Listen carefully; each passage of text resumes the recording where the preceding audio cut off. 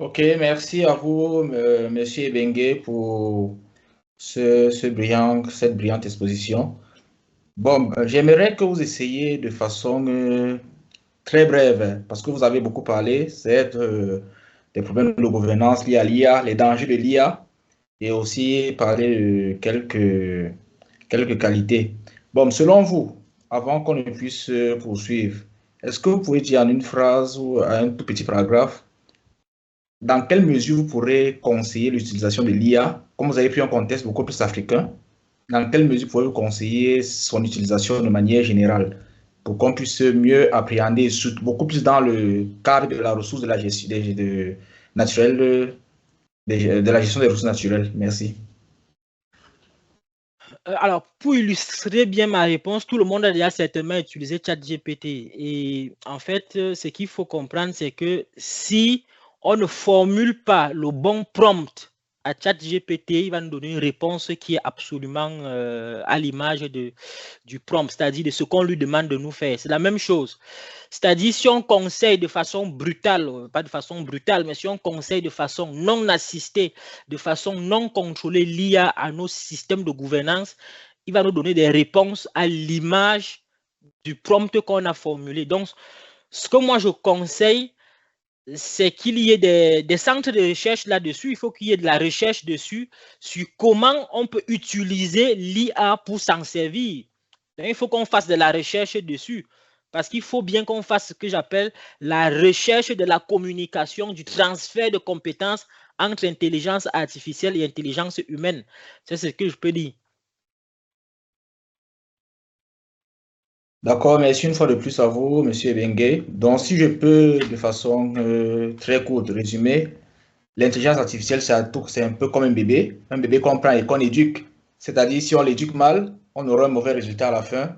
Si on l'éduque bien, on aura une personne intègre et avec beaucoup de connaissances à la fin. Je peux résumer vos propos ainsi. Exactement. Et on pourra Et si on ne l'éduque pas du tout, il devient comme un enfant terroriste qui peut détruire toute une nation. D'accord, merci à vous. Je rappelle à l'assistante que vous pouvez déjà laisser vos différentes questions dans le chat de la conférence. Et je vais revenir à l'ingénieur KB. J'espère qu'il a déjà pu résoudre ses soucis de caméra pour qu'il puisse nous entretenir. Ingénieur KB, nous sommes à vous.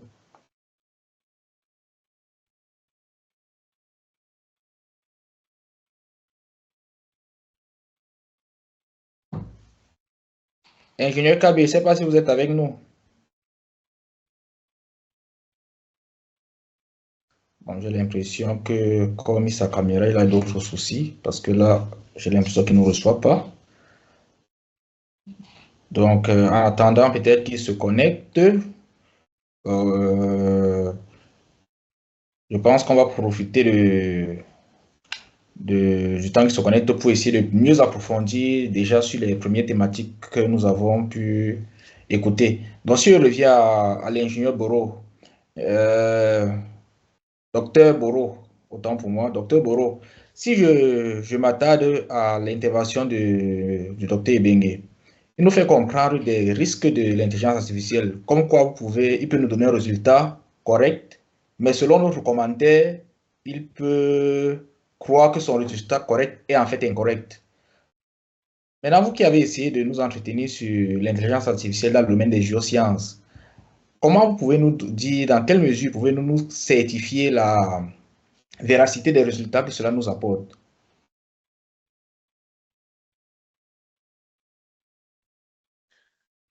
Vous répétez, s'il vous plaît, je n'ai pas bien suivi la question.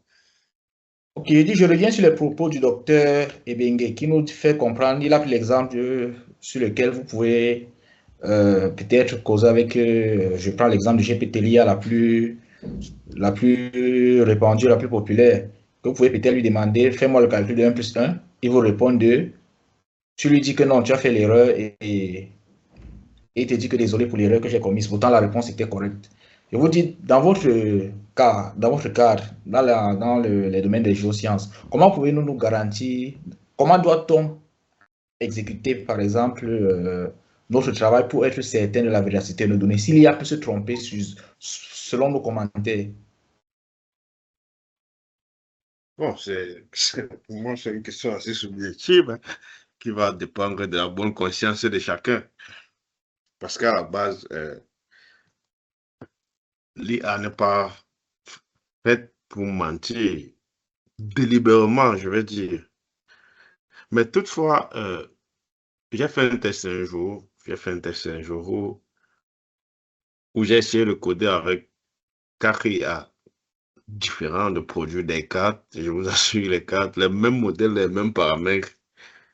Mais ben, les cartes qui sont sorties de là n'étaient pas pareilles.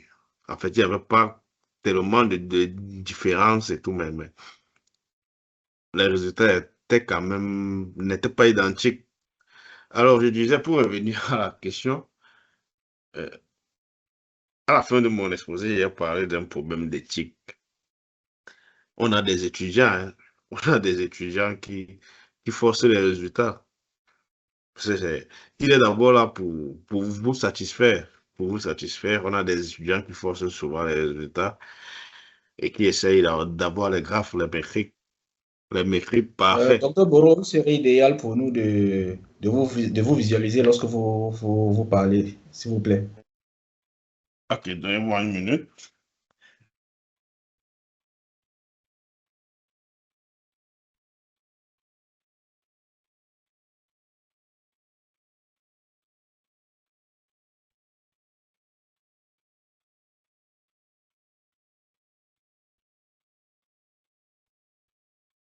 D'accord, je vais essayer de me connecter.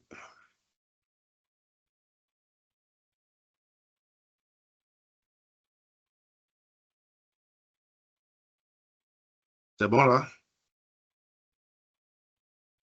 Oui, c'est beaucoup mieux. D'accord. Comme je le disais, c'est beaucoup plus un problème d'éthique.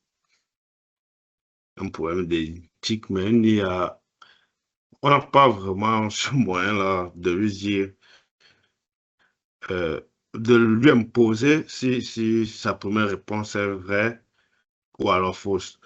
Alors, je veux rejoindre le docteur Wenger quand il a soulevé cette politique d'éducation-là. L'utilisation de l'IA se fait aujourd'hui de manière très abusive et les gens ont tendance à forcer les résultats, surtout dans le domaine des géosciences. Et tout quand on vous demande de faire un cadre, certains veulent toujours dire, OK, j'ai trouvé un truc intéressant, alors essaye de me donner des trucs intéressants. Premièrement, les gars forcent les résultats quand ils imposent une méthode. Or, l'IA est bizarre. C'est souvent la méthode la moins utilisée qui te fournit les meilleurs résultats. Ce que je vais dire, c'est que quand moi j'ai peut-être une cartographie prédictive à effectuer, je ne me fixe jamais de méthode. Alors, plusieurs personnes ont ce problème-là déjà. C'est-à-dire, je me fixe une méthode, je dis que bon, pour cette cartographie-ci, ou bien pour ce modèle, je veux forcément utiliser les réseaux de neurones et tout. Je me retrouve avec les résultats moins satisfaisants. Et là, comme j'ai promis de bons résultats et tout, mais mes clics ne sont pas du tout bons, j'essaye de forcer. Donc, c'est beaucoup plus un problème d'éducation, en fait. Un problème d'éducation, que ce soit les professionnels, les étudiants ou encore toute autre personne. Bon, on doit d'abord savoir que c'est des outils que nous manipulons. Alors, ces outils-là ne sont pas parfaits. Ces outils ne sont pas parfaits. Et nous pouvons même avoir une réflexion que déjà, sinon, il y a des prompts. Il y a des prompts, il y en a plusieurs. Il y a des prompts peut-être dans le chat GPT qui lui dit de caler sur la réponse. Il y en a plusieurs. Pour ceux qui sont au courant là-dessus, euh, on lui dit, OK, au début de la conversation, on lui fixe un certain nombre de règles. On dit peut-être que tu ne dois pas mentir. Et il enregistre et il met cela en mémoire.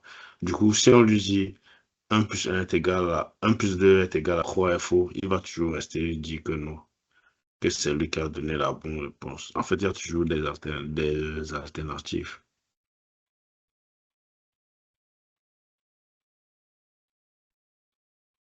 Je pense avoir répondu à la question.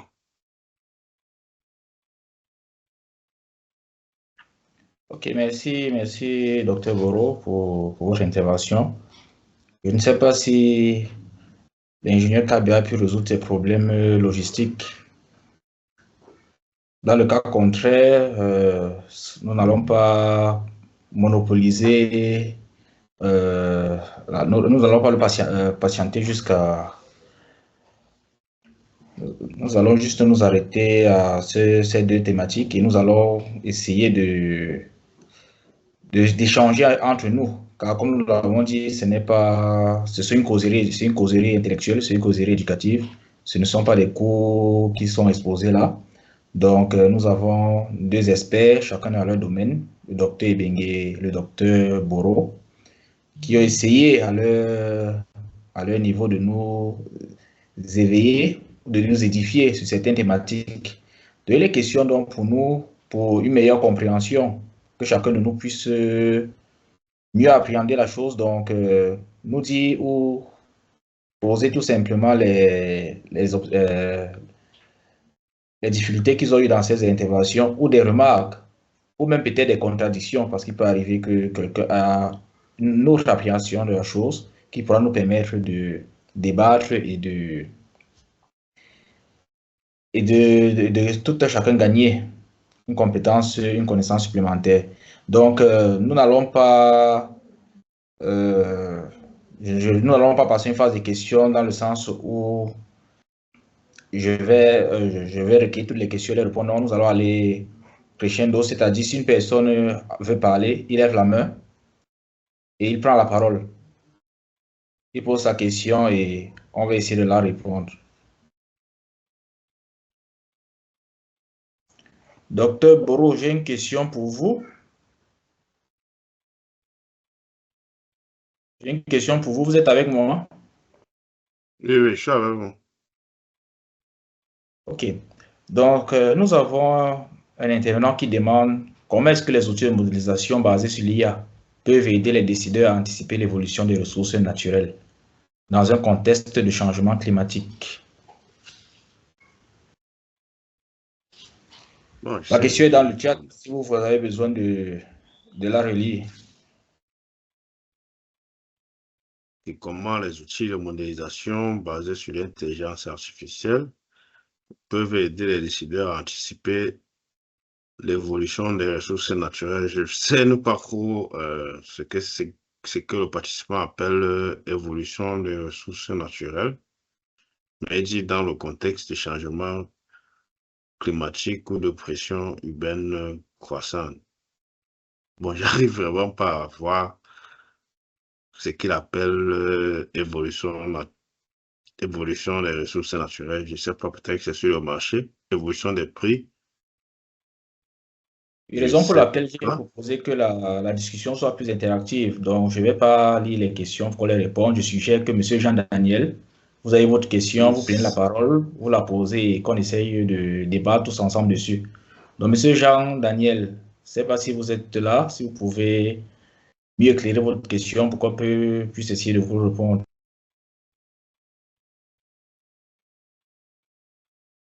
Il n'est pas là. Bonsoir. Je ne sais pas si vous me recevez. Oui, bonsoir, monsieur Daniel. D'accord. Merci, désolé pour le petit temps de connexion sur ce réseau. Je suis Jean-Daniel Amat, ingénieur de mines et de chirurgie du Cameroun. La question que j'ai adressée tout à l'heure concernant celle de savoir si les outils de modélisation basés sur l'intelligence artificielle peuvent aider les décideurs à anticiper l'évolution des ressources. En fait, l'évolution des ressources ici, je vais juste faire allusion au fait que, étant donné que la population augmente au fur et à mesure qu'on avance dans les années, et les ressources nationales ne sont pas des ressources qui sont finies, ou alors qui sont infinies, ce que je veux dire. Et plus la consommation aussi, la demande est plus croissante avec l'augmentation de la population. Donc, est-ce que, en tenant compte de ça, ou alors comment est-ce qu'on peut intégrer ça dans les modèles les modèles de modélisation en IA? C'est-à-dire le fait que la demande augmente, comment est-ce que ça peut être intégré pour aider les décideurs à prendre des décisions? Donc, c'est un peu dans ce sens-là que je vais formuler cette question. D'accord, je comprends un peu mieux votre question, monsieur Jean-Daniel Amat. En fait, ici, on est plus dans un problème de gestion d'informations en temps réel. C'est-à-dire, est-ce qu'il peut avoir une IA, un modèle d'IA qui peut en temps réel analyser et visualiser les informations fournies pour la prise des décisions. Alors ici, je vais vous répondre en disant simplement que il y a ce qu'on appelle analyse de données, les tableaux de bord, les tableaux de bord interactifs qui intègrent de plus en plus ces informations en temps réel. Un peu comme si on était dans une bourse, les bourses ouvertes comme Wall Street, par exemple. Alors, on peut avoir un modèle déjà, c'est un domaine intéressant parce que pour l'IA, plus on a d'informations, alors plus on peut avoir des modèles intéressants pour la prédiction. Tout va dépendre aussi des informations qu'on a. Et ça tombe bien parce que dans ce genre d'exercice-là, si on peut avoir affaire à une collecte de plusieurs types de données, des données de plusieurs sources, aller traiter en même temps, c'est-à-dire avoir un script, un workflow qui va faire de l'acquisition, du traitement, du big data en temps réel. Alors, on peut arriver à ce modèle-là, ces modèles, les tableaux de bord interactifs, des logiciels, ou encore des plateformes comme Tableau ou encore comme Power BI, ils peuvent intégrer ce genre d'outils-là qui peuvent nous aider à prendre ce genre de décision.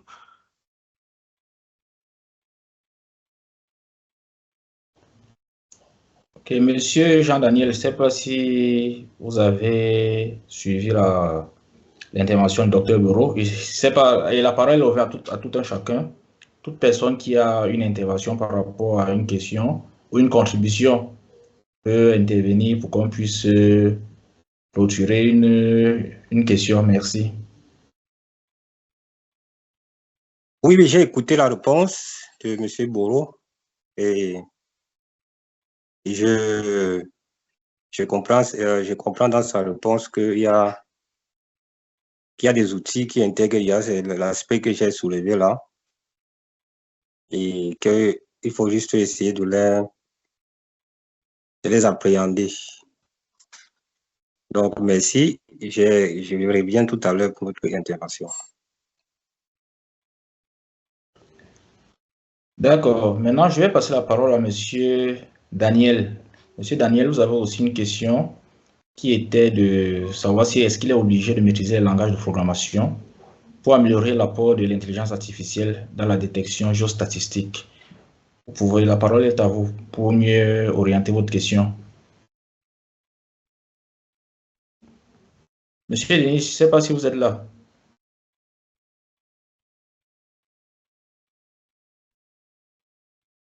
J'ai l'impression que monsieur Denis n'est pas là. Donc, en attendant qu'il revienne, bon, j'ai une question aussi qui permettra d'édifier tout un chacun. Bon, la question est ouverte à tout le monde, mais je pense que c'est certainement le docteur Bengue qui sera mieux outillé pour nous orienter dessus. Vous qui êtes un expert dans le domaine de la gestion des ressources naturelles et parallèlement également dans l'environnement, il y a une information qui est peut-être souvent négligée ou peut-être pas connue de la plupart des personnes, mais selon beaucoup d'articles scientifiques, il est dit que l'utilisation ou l'entraînement des modèles d'intelligence artificielle demande une consommation d'énergie énorme. Dans ce sens-là, plus on consomme de l'énergie, logiquement, c'est-à-dire plus on produit du CO2, plus on peut dire d'une certaine façon qu'on pollue l'environnement. Est-ce que l'usage abusif de l'intelligence artificielle ne nous entraîne pas beaucoup plus vers la dégradation climatique et tout? Oui, voilà. Merci pour cette question que j'aurais même pu évoquer et qui est également d'actualité. Il y a des travaux en cours aujourd'hui à l'échelle de l'ONU pour revisiter les ODD, les 17 objectifs du développement durable, afin de repositionner, si on veut, la contribution des intelligences artificielles. Effectivement, lorsqu'on parle d'intelligence artificielle, nous, utilisateurs, on se limite à des interfaces. Mais en background, c'est des gros serveurs qui nécessitent des grosses consommations d'énergie électrique, des grosses consommations de fibres. Je parle de fibres, je parle d'Internet, et des grosses consommations en termes en termes d'énergie intellectuelle aussi. Donc, d'un point de vue de l'énergie électrique, effectivement, il y a des bilans carbone qui sont faits et les résultats sont que ces serveurs-là consomment beaucoup. Ça consomme énormément, mais pas au point de se dire, à cause de cette consommation-là, on va peut-être arrêter l'intelligence. Aujourd'hui, on travaille donc sur la récupération de la chaleur. La récupération de la chaleur produite dans les serveurs sous forme d'énergie, l'ensemble dans une démarche d'économie circulaire et d'écologie territoriale. Donc, oui, ça consomme, mais aujourd'hui, il y a aujourd'hui des organismes qui observent des centres de conservation de ces serveurs-là dans une démarche d'économie circulaire, de réutiliser ces chaleurs-là pour les remettre dans le circuit électrique. Mais oui, ça consomme, effectivement. L'autre point, c'est pas que l'énergie, c'est que ça demande, puisque c'est des plaques électroniques, ça demande beaucoup, énormément des terres rares justement pour fabriquer les processeurs. Parce que plus on va dans des intelligences surpuissantes, parce que là, nous sommes encore à l'intelligence faible. On n'est pas encore à l'intelligence forte, ce que j'appelle l'intelligence surpuissante, l'intelligence qui va dépasser l'homme.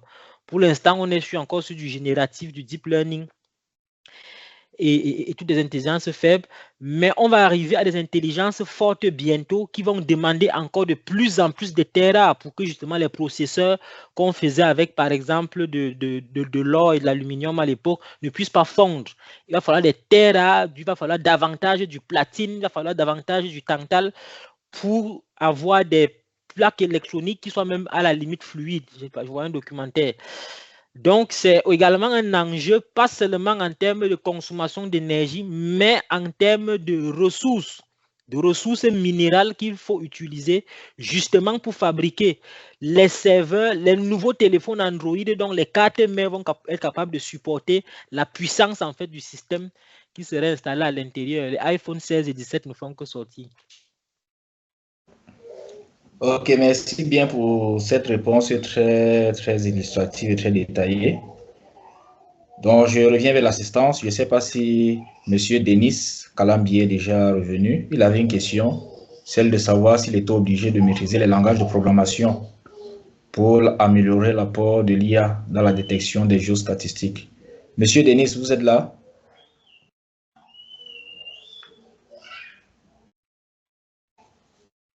Apparemment, il n'est toujours pas là. Ok, Bon, je sais pas si... je vais essayer tant bien que mal de répondre, hein, parce que sa question est quand même assez explicite. Ok, nous vous écoutons. D'accord. Monsieur Denis, j'ai vraiment tant de fois posé cette question et moi, je me suis dit, je reviens d'abord dans ce dont je parlais à la fin de mon intervention. La boîte noire, toujours éviter la boîte noire, c'est-à-dire il faut connaître de quoi est-ce qu'on parle, il faut connaître ce qu'on est en train d'utiliser et tout. Là, c'est d'une part. Mais je dirais que le terme maîtriser est un peu excessif. Je prends un exemple de langage comme Python, par exemple, comme Python. C'est quand même important de connaître, d'avoir les bases, de connaître quels sont quels sont les outils basiques, comment fonctionne, comment ils sont créés une fonction, comment on crée une fonction, comment on peut extraire le code pour l'utiliser ailleurs. Si devant moi, j'ai plus d'IA pour une exécution automatique, comment je vais faire? Parce que le générique peut me fournir un code, mais ce sera à moi de télécharger les bibliothèques qui vont avec. Alors, il y a ce petit problème-là. Je dirais que le terme maîtrisé est excessif, mais il faut quand même avoir les prérequis déjà pour les prérequis en programmation, c'est hyper important.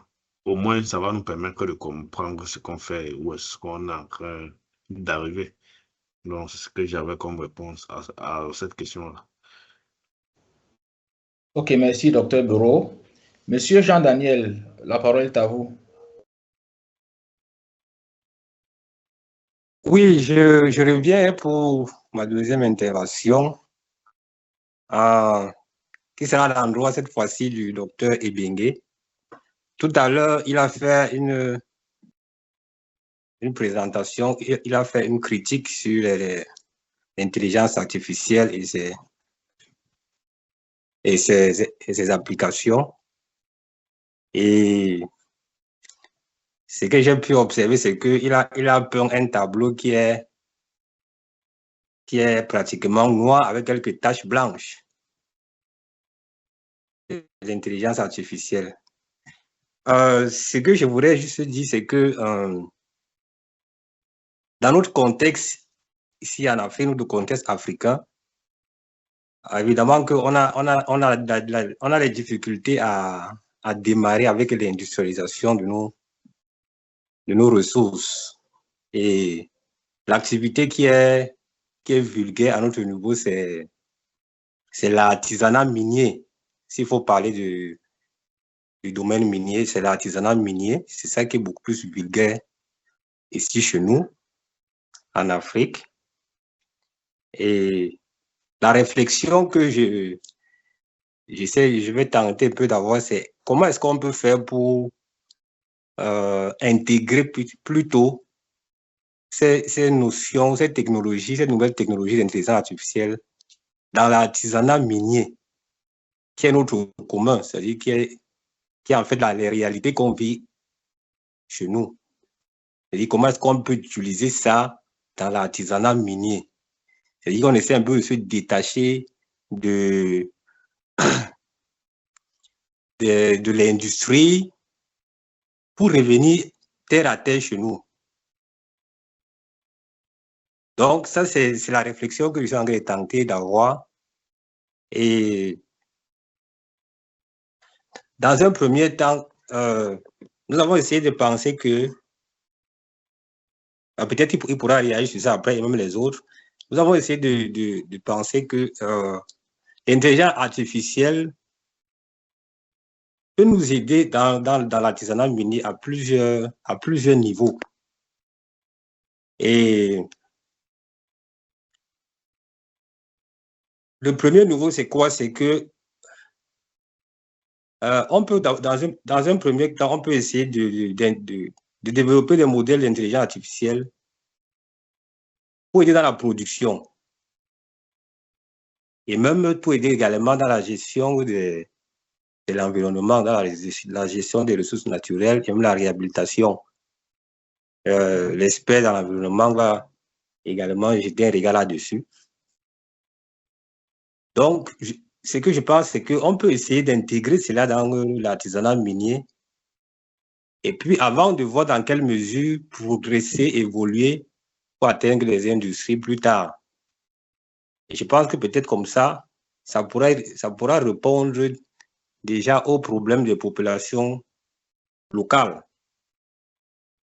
avant maintenant de remonter à d'autres échelles. Donc, c'est un peu la réflexion que je suis en train de tenter d'avoir.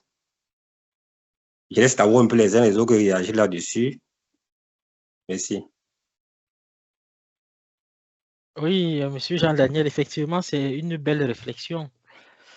Mais le sujet aujourd'hui, pour moi, alors, lorsque j'ai commencé mon propos, je ne suis pas tombé dans l'intelligence artificielle parce que l'intelligence artificielle, c'est une résultante d'une décision politique. Ça veut dire qu'en un coup de signature, on peut décider de faire disparaître OpenAI. Ce que je veux dire, c'est lorsqu'on parle de l'artisanat minier, à partir de quel moment on définit l'artisanat minier?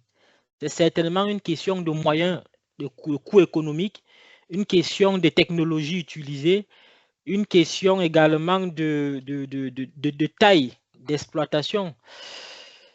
Ça, c'est la première chose. La deuxième chose, c'est que l'intelligence artificielle a un coût, ce n'est pas gratuit.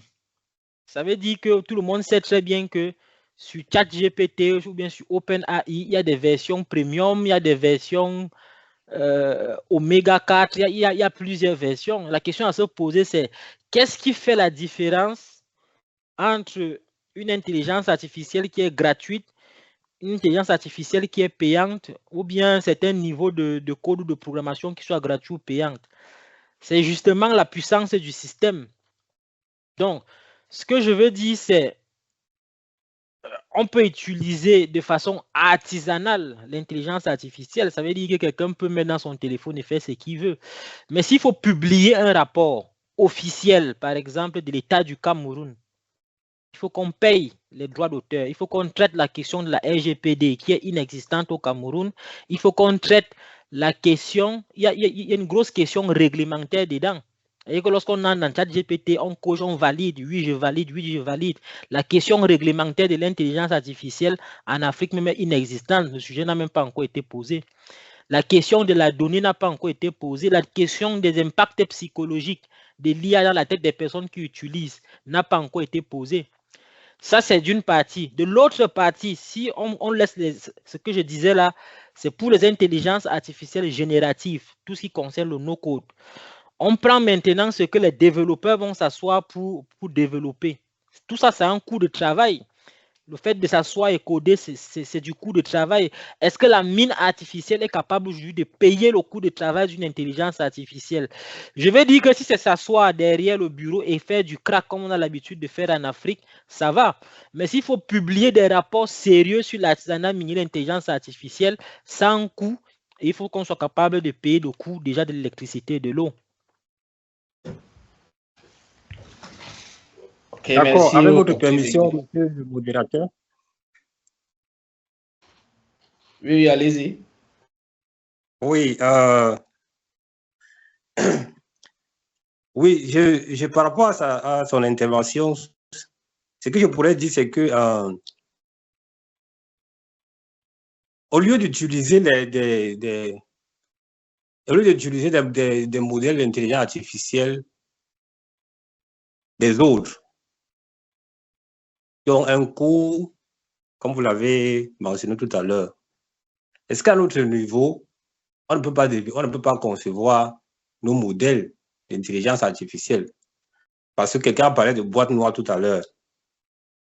C'est-à-dire, si on peut maîtriser, on peut maîtriser les bases, les modèles qui sont derrière, est-ce qu'on ne peut pas à notre niveau développer des petits modèles C'est ça que je suis en train de dire. On peut développer, mais une fois de plus, qui développe et qui certifie que c'est bon?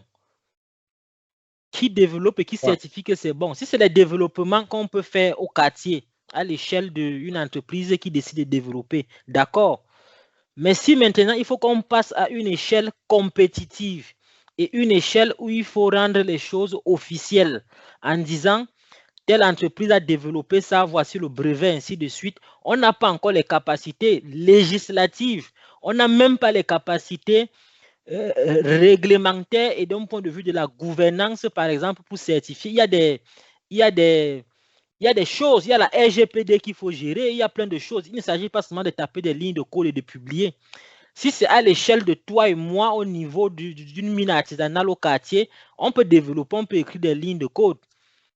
Mais maintenant, s'il faut publier, s'il faut déposer un brevet, par exemple, là-dessus, au ministère de la Recherche scientifique, ou bien au niveau des PME, ou bien à l'OAPI, je ne sais pas où ça se dépose, il y a plein de choses qu'il faut intégrer à l'intérieur d'un point de vue législatif et d'un point de vue financier qui, pour moi, d'un rapport bilan coût-avantage pour une industrie, artisanale n'est pas rentable. C'est ce que je suis en train de dire. Je ne dis pas que tu ne peux pas développer un code. Je ne dis pas que la personne X ou Y qui sort d'une école d'ingénieur en Afrique, en Côte d'Ivoire, au Burkina, au Cameroun, ne peut pas s'asseoir pour développer un code. Mais maintenant, comment il fait pour passer de la dimension du code ou bien de l'exécutable jusqu'à la dimension d'une intelligence artificielle, mais d'une Cameroun et qui respecte la convention de la RGPD mondiale? Voici la question fondamentale.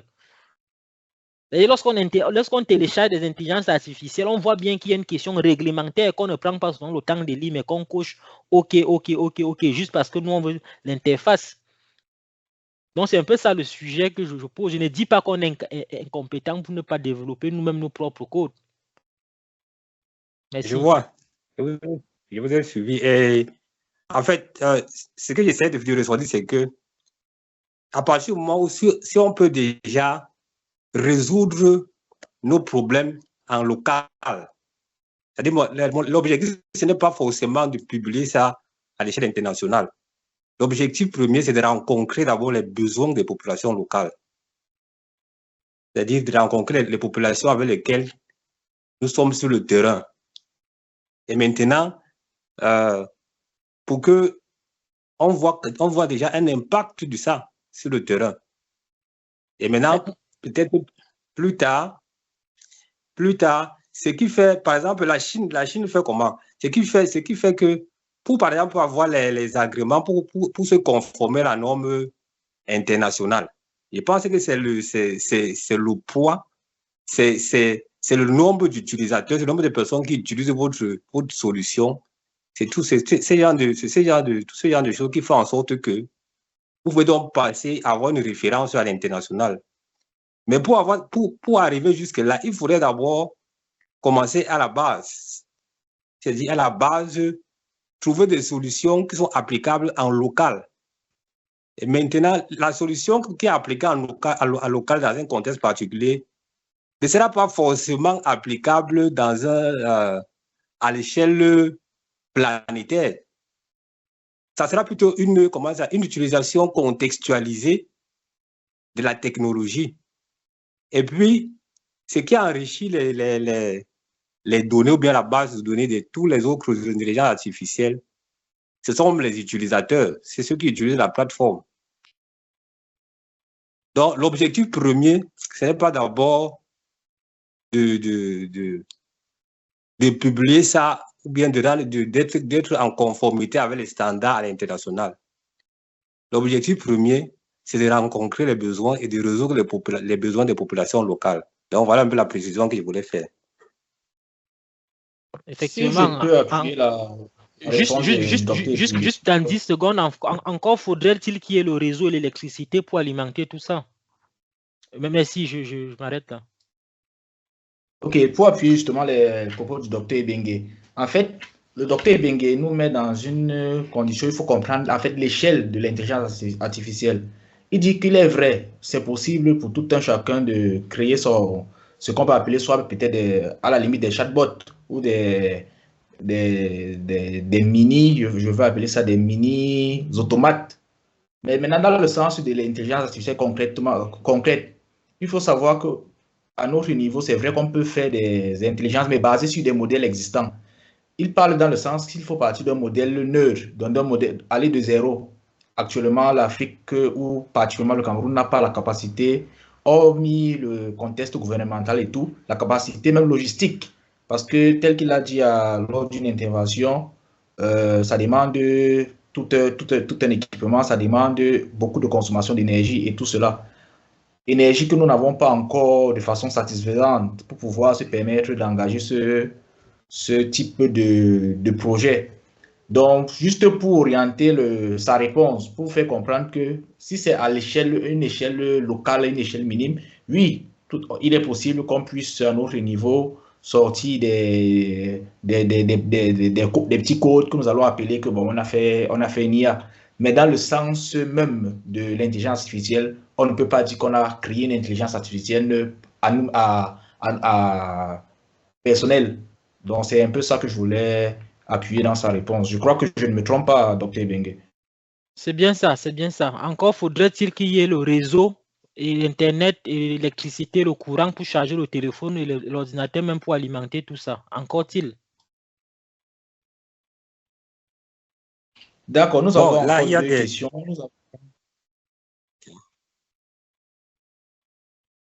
Une personne voulait la parole. Ok, j'étais disant que nous avons encore deux questions. Nous avons Madame ou Mademoiselle Bridel Lorna qui demande quels sont les types de données utilisés pour les algorithmes. Madame Bridel, la parole est à vous. Bon, nous allons passer à Monsieur Eric, s'il est disponible. Comme Mademoiselle Bridel n'est pas là, Monsieur Eric, vous pouvez prendre la parole pour votre question. Oui, bonsoir à tout le panel. Ma question, comme je l'ai écrit dans le chat, elle n'est pas assez, on va dire quoi, elle n'est pas assez longue. C'est tout simplement de savoir comment l'intelligence artificielle peut aider à réduire l'empreinte environnementale des activités minières, donc notamment en termes de consommation d'énergie et d'émissions de gaz à effet de serre.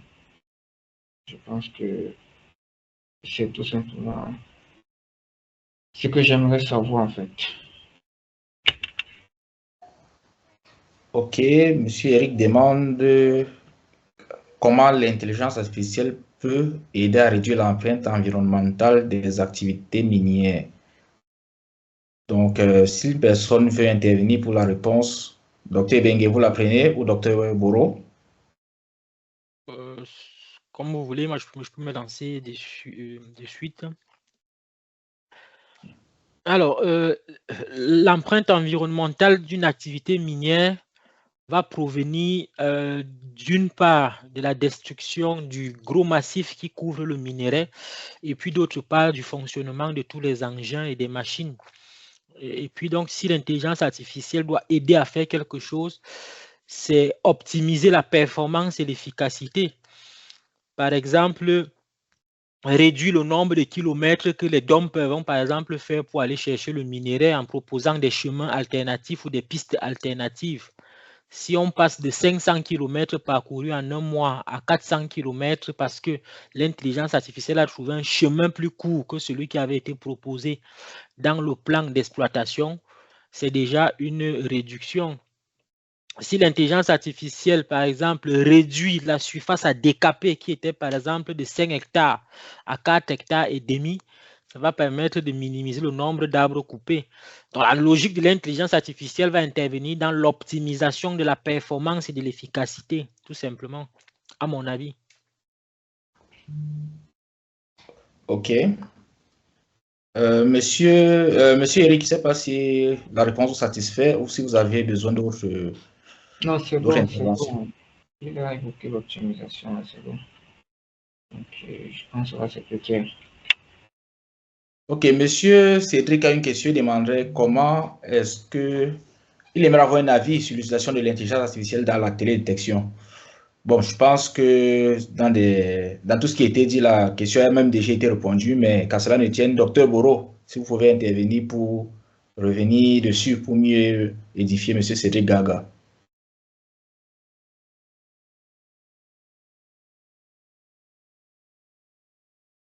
D'accord, Monsieur Cédric. La question est de savoir votre avis sur l'utilisation de l'IA dans la télédétection.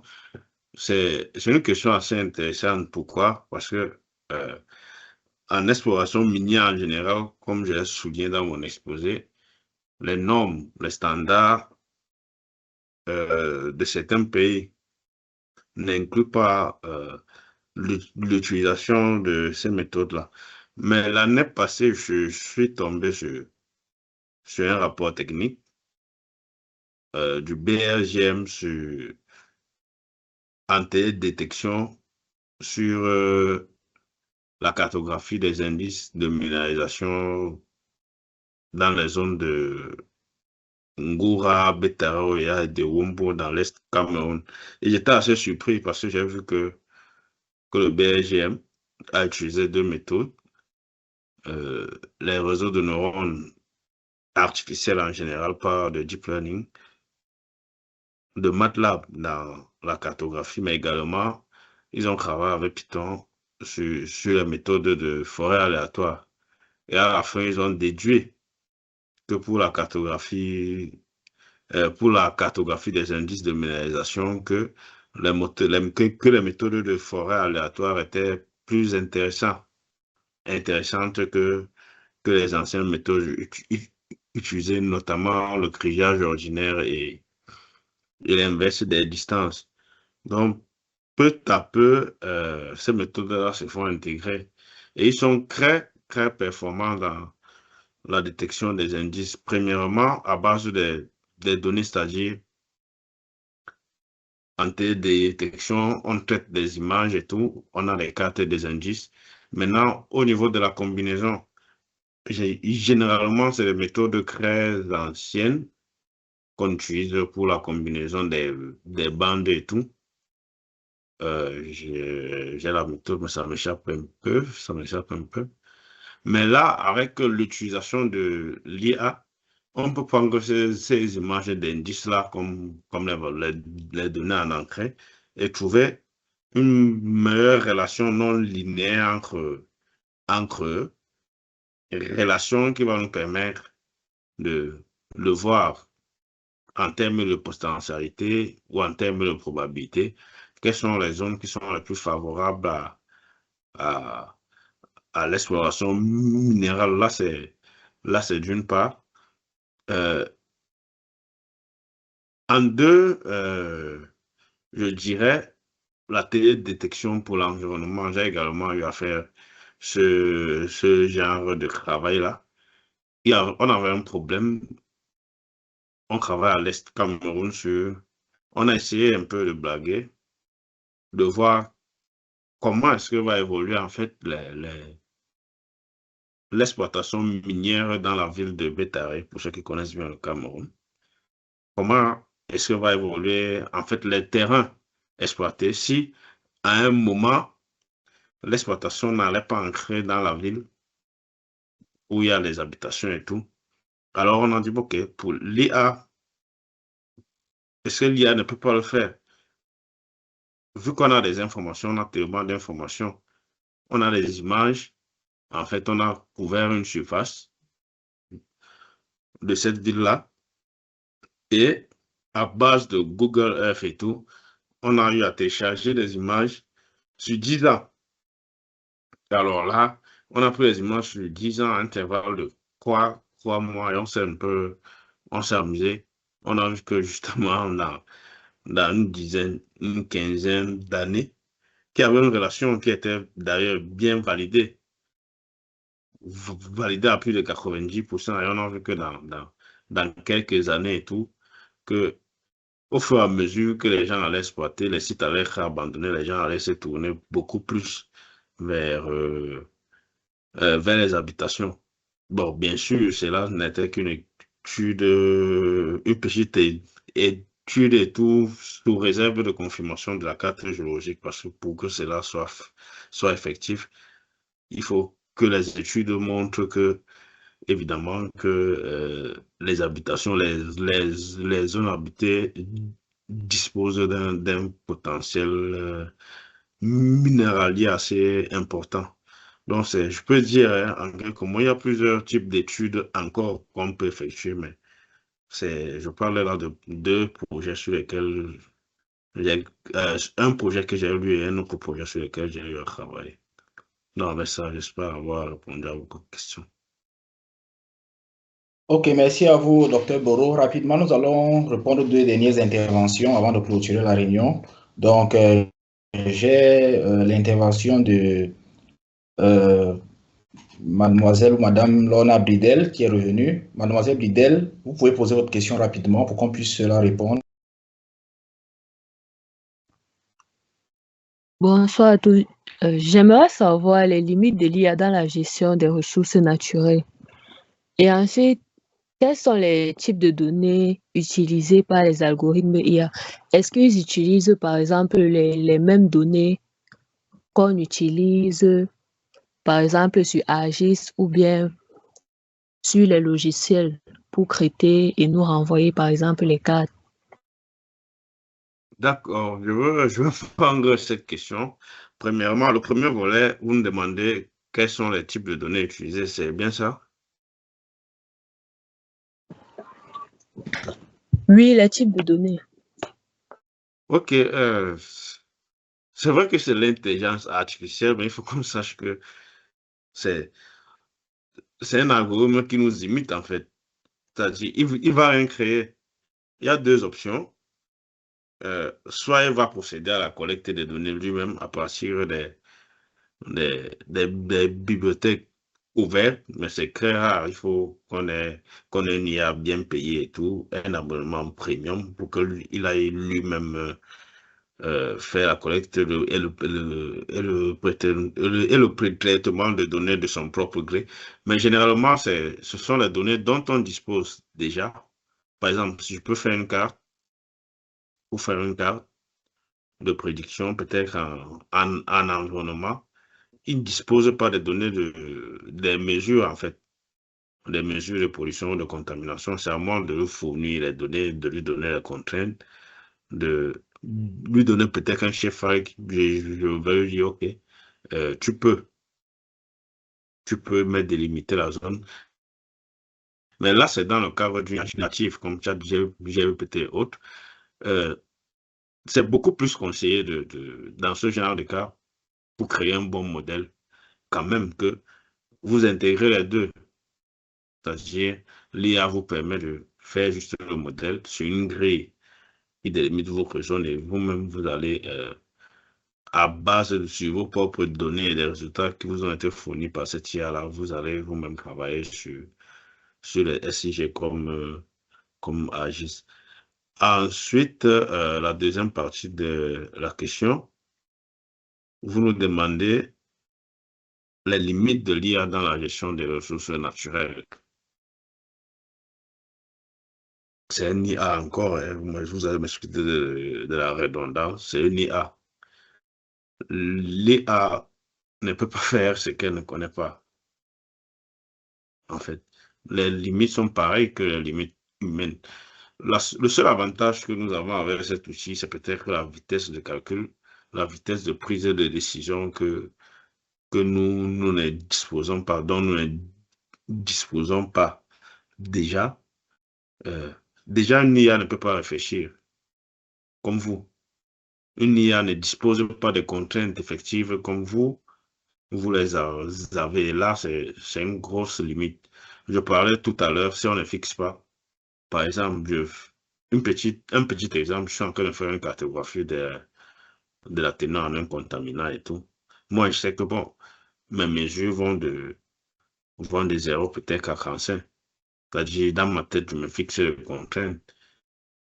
En deçà de 0 ou au-delà de 35, je me retrouve dans ce qu'on appelle les valeurs aberrantes qui ne peuvent pas être incluses dans ma cartographie et tout. Alors que l'IA, si on ne lui dit pas que, bon, en fait, il y a cette contrainte-là que tu dois respecter, déjà, lui ne va pas prendre cela en considération. Et quand on a fait un travail pareil, on ne donne pas souvent les scripts une fois, en fait. Comme monsieur le docteur Ebenga le disait, il faut éduquer l'IA. En fait, l'IA doit connaître ce que vous voulez. Vous devez, si c'est un script, vous devez causer avec lui donner les informations au fur et à mesure qu'il améliore votre travail. Il doit sentir que, bon, vous êtes un maniaque de la perfection et tout le reste. En fait, l'IA doit être à votre image, je veux dire. Donc, c'est ce que j'avais à dire sur la question. D'accord, merci, docteur Boro. Rapidement, la dernière question que nous avons devant nous, l'ingénieur Bakake Sindi nous demande de manière concrète où en sommes-nous? Quels sont déjà les apports de l'IA actuellement? Quand la personne qui pose la question dit où en sommes-nous? Nous qui? L'Afrique, le Cameroun, le Tchad, nous qui? Ingénieur Bakake, si vous pouvez venir mieux orienter votre question. Apparemment, elle a laissé la question, mais elle n'est peut-être plus disponible. Bon, mais qu'à cela ne tienne, aujourd'hui, on peut opérer le cerveau grâce à l'IA avec une précision que l'humain ne peut pas. C'est grâce à l'IA qu'on va à la Lune, c'est grâce à l'IA que les téléphones fonctionnent. C'est grâce à l'IA que presque tout ce qui est électronique aujourd'hui fonctionne qu'aux intelligences artificielles. Hein. Il n'y a pas de limite. Il n'y a pas de limite aujourd'hui. Moi, je dis qu'il n'y a pas de limite, j'exagère un peu, mais je veux dire qu'il y a des choses extraordinaires. Aujourd'hui, les trains roulent sans conducteur, par exemple, en Chine, dans les pays développés. Les voitures Tesla aujourd'hui roulent sans chauffeur, parce que l'IA est capable de faire. On est très loin. C'est ça que je disais que à l'échelle de qui? Parce qu'à l'échelle du monde, il y a plein de choses, mais à l'échelle de l'Afrique, ça aurait été plus intéressant qu'on discute parce que il y a encore beaucoup de choses à faire. Et effectivement, il y a encore beaucoup à faire dans notre contexte particulier, car nous sommes beaucoup en arrière. Comme,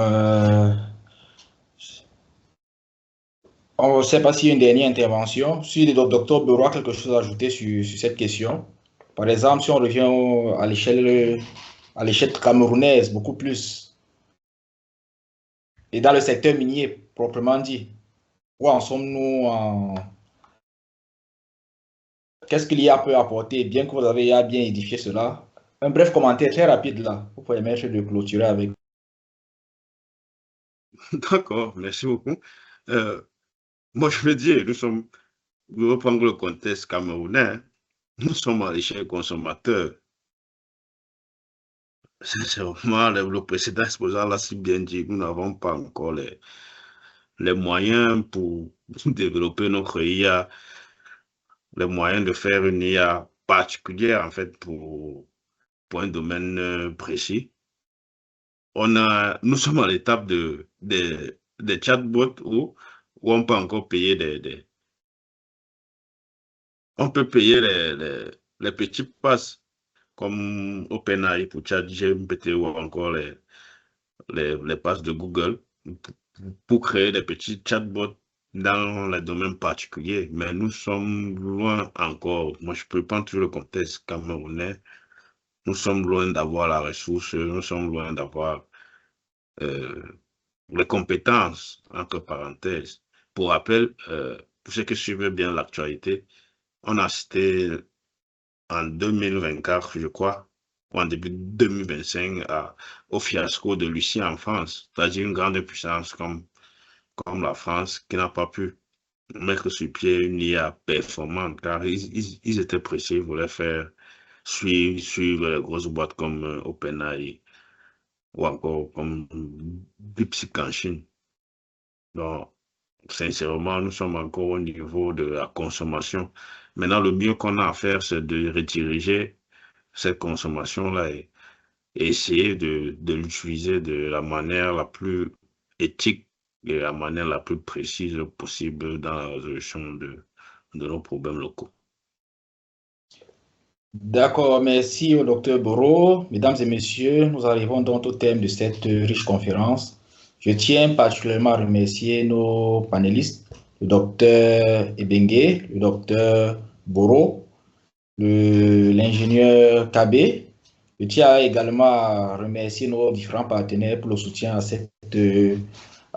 l'organisation de cette conférence et bien sûr à tous les participants pour la présence et les questions qui ont permis de mieux édifier les questions et notre compréhension. Donc, cette conférence n'était qu'un début. Ce n'était pas une formation précise dans un domaine. C'était juste pour nous permettre d'ouvrir l'esprit, de savoir les réalités, où est-ce qu'on se situe particulièrement dans notre contexte avec l'intelligence artificielle. Donc, les échanges pourront se poursuivre, que ce soit dans le groupe ou sur les différentes pages de Géostatistiques pour tous ou de Mukotech. Donc, je vous invite à rester connectés sur nos canaux. Et je vous dis encore merci et à bientôt. Bonne soirée à tous et bonne nuit.